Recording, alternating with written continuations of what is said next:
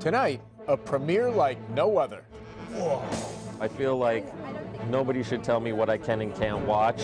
Ben Tracy looks at how a satire with mixed reviews became a symbol of democracy. Just days after 2 New York City cops were murdered, the NYPD arrests a man accused of making new threats and finds an arsenal in his home. Anna Werner on plunging oil and gas prices. Good news for many Americans, but not for all. Take a shot at letting the ruler rule. And Eureka Duncan introduces us to an unusual pastor with a gift for growing his flock. I just know what we do, which is love God, love life, love people.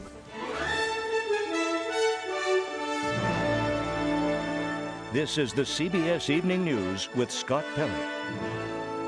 Good evening and Merry Christmas. Scott's off tonight. I'm Jim Axelrod. It was once famously said that any society that will give up a little liberty to gain a little security will deserve neither and lose both. Whoever thought Benjamin Franklin's words would be used to describe a Seth Rogen, James Franco movie. But after a remarkable 9-day back and forth, in which an embarrassed and embattled Sony Pictures pulled the movie The Interview after threats of 9/11 style violence, the film was shown in theaters today. Ben Tracy tells us how a sophomore comedy is now being hailed as an affirmation of one of the nation's most cherished principles, freedom of speech. At a screening in Los Angeles just after midnight, Seth Rogen, the star and director of The Interview, made a surprise appearance to say a rather colorful thank you. We just really want to say thank you. If it wasn't for theaters like this and for people like you guys, this literally would not be happening right now. Many screenings at small theaters around the country sold out, and living rooms were full of people watching the movie online. We never got a chance to formally meet Mr. Great Leader. Critics have panned it, but moviegoers say that misses the patriotic point. It feels like I'm doing something being out here, like I'm being proud for my country and so on. Nobody should tell me what I can and can't watch. Listen up, hey. Listen up. This less than complex comedy has become a symbol of free speech in the face of threats from North Korea. Even President Obama mentioned the movie again during his Christmas vacation in Hawaii. I'm glad it's being released. Sony is unlikely to recoup the reported $80 million it cost to make and market the movie. But the bigger concern for the studio is the fallout from initially canceling the film's release, as well as embarrassing emails and financial data exposed by the hackers. Andrew Wallenstein is co-editor-in-chief of Hollywood trade publication Variety. Long term, how significant is the damage to Sony's reputation? I think Sony has considerable work to do with regard to their reputation, particularly within the industry. The leaked emails have really impacted their relationships with major stars, major people behind the camera, and it's going to take a lot of work and perhaps new leadership to get Sony back on an even keel. Now, North Korea has now responded to the movie being released. A representative of that country calls it an unpardonable mockery of our sovereignty and dignity of our supreme leader. But Jim, North Korea says it's going to limit its response to condemnation and not what it calls a physical reaction. Ben, thank you.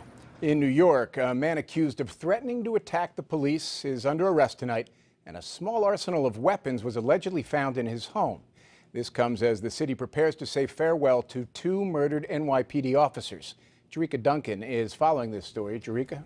That's right, Jim. Well, police say the threat came in yesterday afternoon. A man called 911 from a bank after he overheard someone on his cell phone talking about killing cops and possessing firearms in his house. By the time police got to the bank, the suspect left. Police sent out a description of the suspect and soon found and arrested Elvin Piamps. Police searched his home and discovered 2 firearms, 2 bulletproof vests, and brass knuckles. This comes nearly a week after 2 cops were gunned down by a man who posted Instagram messages that he would kill police in revenge for the deaths of Eric Garner and Michael Brown. On Tuesday, Mayor Bill de Blasio reminded New Yorkers that if they see something, to say something. Today, he tweeted, "This is a terrific example of police and the community working together to keep us all safe." Authorities say there have been 40 threats against New York City police officers since the recent killings in Brooklyn. They have made 6 arrests. And Jim, there will be a wake tomorrow for Rafael Ramos, one of the slain police officers. Eureka, thank you. There was another rally last night in Berkeley, Missouri, to protest the killing of another black teenager by a white police officer. While the shooting on Tuesday night took place just 2 miles from Ferguson, Missouri, where Michael Brown was shot and killed in August, officials in Berkeley, both black and white, were quick to point out this is different. Here's Vladimir Duthier. Protesters staged a die-in at the scene where 18-year-old Antonio Martin was shot and killed by a white police officer. Okay, everybody. Demonstrations were calmer than the night before, but at least 6 people were arrested. Some have voiced concern the police car's dash cam was not activated. The officer was issued one of the department's 3 new body cameras, but it was left inside his vehicle at the time of the shooting. This has led some to doubt what actually happened. Yeah, I'd like to show you this video. To ease tension, St. Louis County investigators quickly released multiple angles of surveillance video of the incident. One angle shows Martin stepping back and raising his right arm, but there is no clear view of Martin holding a gun. A 9mm handgun was recovered at the scene. Because we have a video that indicates basically probably what the body camera would have, or the dash camera would have indicated, I don't have no problems. But Berkeley Mayor Theodore Hoskins insists going forward he will have zero tolerance for non-use of body cameras. In the future, when we get well trained, there will be a severe penalty for any officer that does not turn it on. St. Louis County and the City of Berkeley police departments are both conducting investigations into the shooting. County authorities have interviewed at least 2 eyewitnesses. The Berkeley Police Department says its investigation will be completed within a week. Even though the police officer has not been identified, he is currently on administrative leave. His lawyer says he's been shaken by the incident. If charges are filed, Jim, it will be handled by the same prosecutor who handled the Michael Brown case. Vlad, thank you. As we just reported in Berkeley, it's up to the officer to activate the police camera. But in some places, that process is automatic. Here's Bob Orr. It's 1195 Hamilton at Hale. On a neighborhood street in Palo Alto, California, Officer Zach Perrin pulls over a driver who has run a stop sign. Hi, how you doing? This is the view recorded by Perrin's dash camera. But the rest of his cruiser's video system recorded much more. You'll see me stepping out of the vehicle.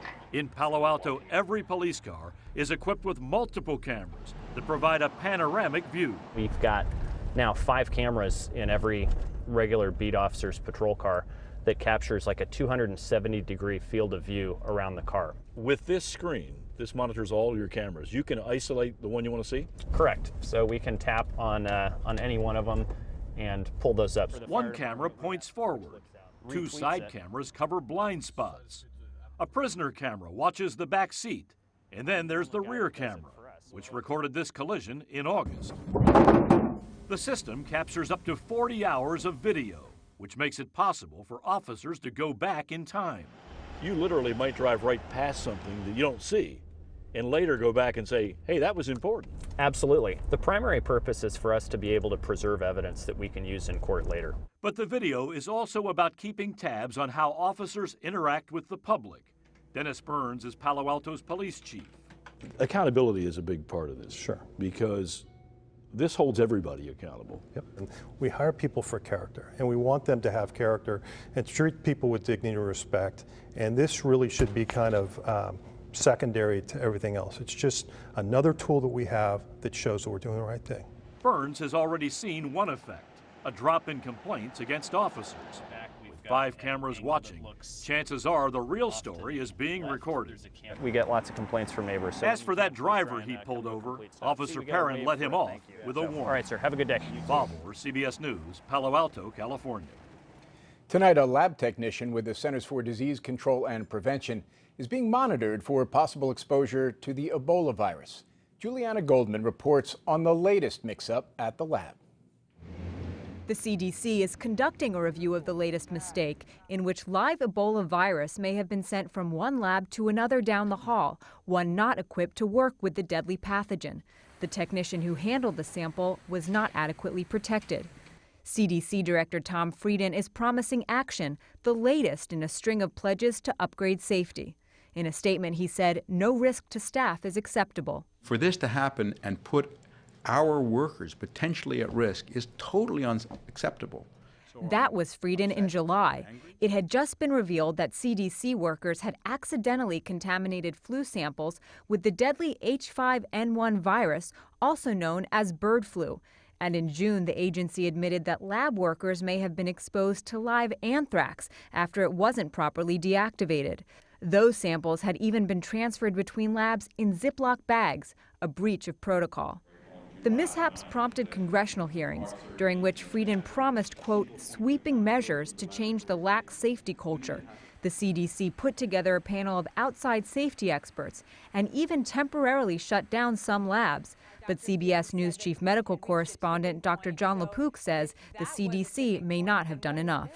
Human error is always going to be present. You cannot get rid of it. But the question is, can you change the culture? Can you change the protocol so that when human error does occur, it doesn't have disastrous consequences? The materials that potentially contained live Ebola in this latest accident were destroyed before officials even discovered the problem.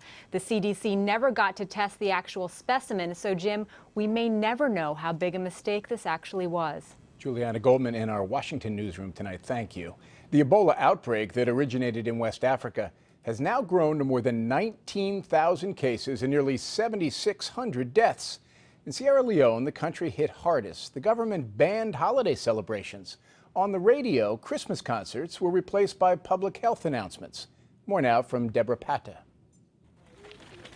Even before Sierra Leone took the drastic step of banning all public festivities over Christmas and New Year, it was going to be a bleak holiday for these Ebola orphans. Deprived of one or often both of their parents, they are cared for by survivors of the disease as the infection rate continues to rise in their country. Sierra Leone has had over 9,000 cases of Ebola, more than 3 times that of Guinea and 1,200 more than Liberia. American Dr. Dan Kelly is an infectious disease expert, just returned from more than a month working in the West African country. He says the Christmas ban is sad but necessary. I can only imagine how that would impact a country of people who are used to going home to their villages and spending time with their families. I really hope that this is the last Christmas in Sierra Leone that we see the need for a ban. One reason for the high infection rate is that families have continued to show reluctance in informing health authorities about Ebola cases. For many months, Sierra Leoneans have been in denial, and workers at call centres are routinely called liars. Most of the people, they don't believe in the Ebola stuff. Kelly is convinced infections will continue to flare for at least another 6 months, but that the rollout of Ebola vaccinations will be crucial in ending this epidemic. While we're waiting for vaccines to roll out and become available in West Africa, we need to be providing care. Unless we do those things, so many more people will not just be infected, but die. There is no vaccine currently on the market, but scientists are racing to find ways to prevent Ebola.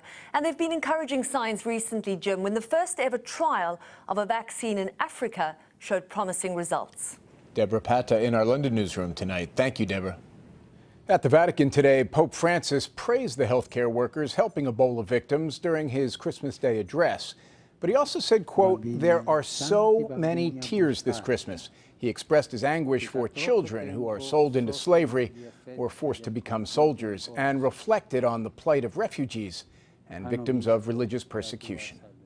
Tumbling oil prices are making this holiday season the best of times for some and the worst for others. And get a load of these stocking stuffers when the CBS Evening News continues.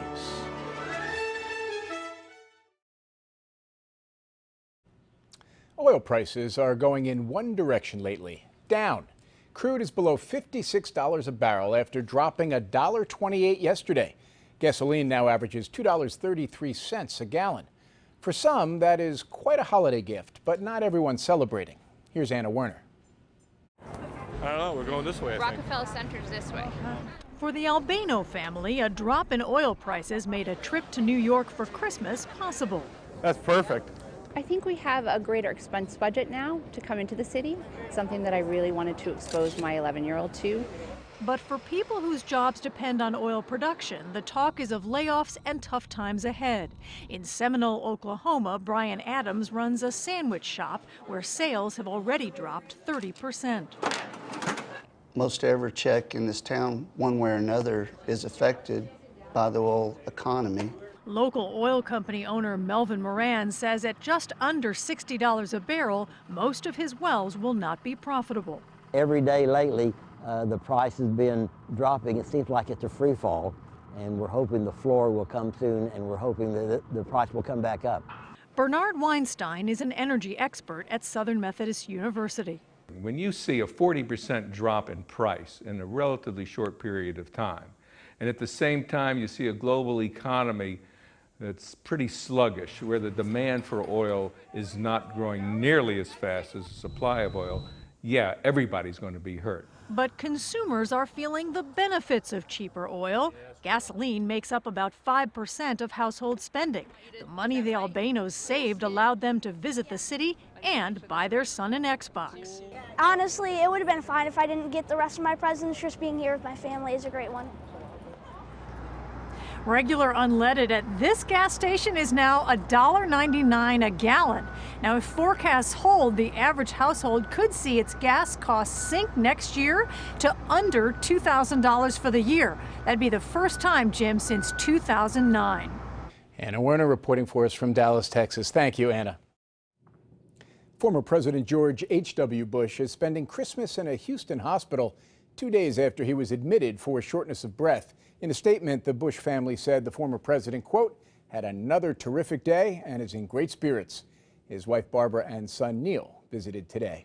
And here's our most heart-melting holiday picture this Christmas. It comes from McGee Women's Hospital in Pittsburgh, where every newborn is wrapped in a stocking during the holidays. Volunteers also knit tiny hats for them, 193 so far this season. Up next, he doesn't look like most pastors or sound like most pastors, but his services are standing room only. At a time when so many houses of worship have empty pews, Jerika Duncan found a church that packs in the faithful, and not just on Christmas. That's the point of all this. Religion is the elaborate handshake. Pray a lot, make a lot of noise, show how good you are, do all the stuff. In Midtown Manhattan, Carl Lentz is electrifying the audience. But this is not the latest blockbuster on Broadway. Take a shot at letting the ruler rule.